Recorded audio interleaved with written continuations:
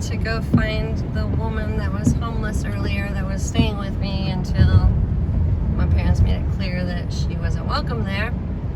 But she was staying at a gas station just down the way that I had taken her to earlier to get a little gas in my car so that I could take her to get her CPAP machine, a cord that she had lost so she could actually just breathe.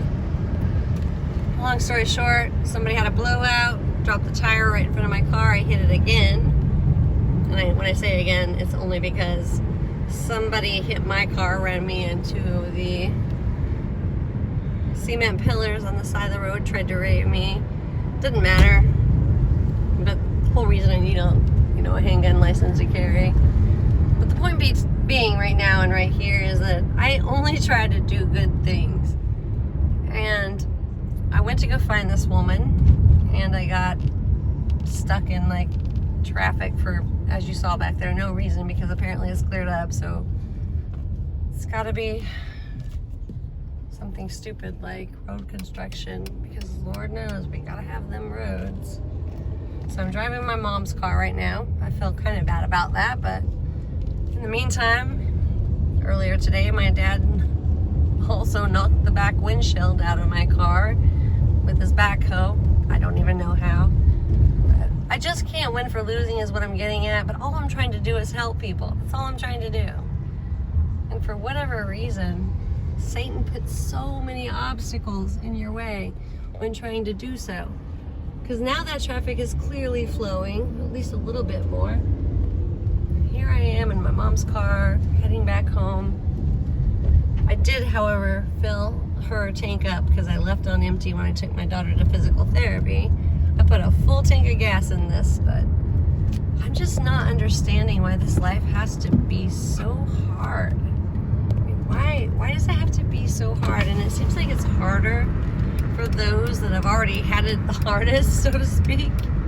And I'm not saying like I have it horrible or my life is so tragic, because I mean the Lord God above has given me the capability to stand back up on my feet each and every day. I don't know how, because I don't have anyone but me and but him. The truth be told, that's a true story. I wouldn't be standing right here today going through the motions and doing what I do if it wasn't for him. Granted, I've had a lot of bad news recently. Again, story of my life. That doesn't matter. I guess I'm just here to tell you all that there is hope, there is love, there is everything as long as you have faith. All you have to do is have the faith.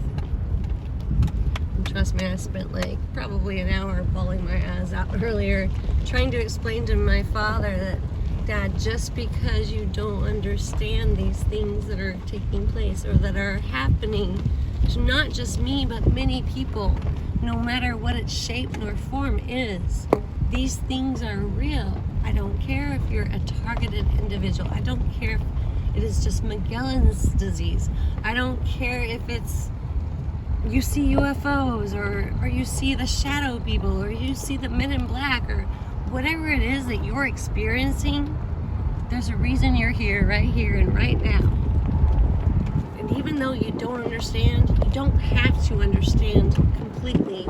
But what you do need to know is that these things are taking place because there's a time that is approaching us. There's a time that was prophesied many, many years ago that is approaching us so quickly and so closely that you have no idea. And even though all we wanted to do was just live and be here and enjoy life a little, sometimes those things don't happen, or if they did, sometimes those things can come to an end. There was no promise of anything of being here. This is a temporary movement. Our bodies are like avatars. They're disposable. But the souls that dwell within us, they live on, they carry on, and they can live forever. Actually, they will, but it will be in one place or another. And that part is up to us. I mean, I've been homeless before myself. I've been without myself. I've made bad choices myself many, many times. I have done stupid things Where I started out good, I ended up not so good. But you know what? All that matters is that we come around instead of keep going around. All that matters is that we open our eyes to see. We take our ears and we use those to hear. Eyes to see and ears to hear. All that matters. And that's why we are here. Everything else, it's insignificant. Two choices. To dwell in a place that never ends, that's filled with more peace and happiness and love, smells that you have never smelled before, feelings that you've never had before, and joys that you cannot even imagine. Or an eternity of somewhere that I probably can't describe, yet I've dreamed. The pits of hell where you burn and you're in misery. You never feel love. You don't know love. And I'm not saying that I'm right.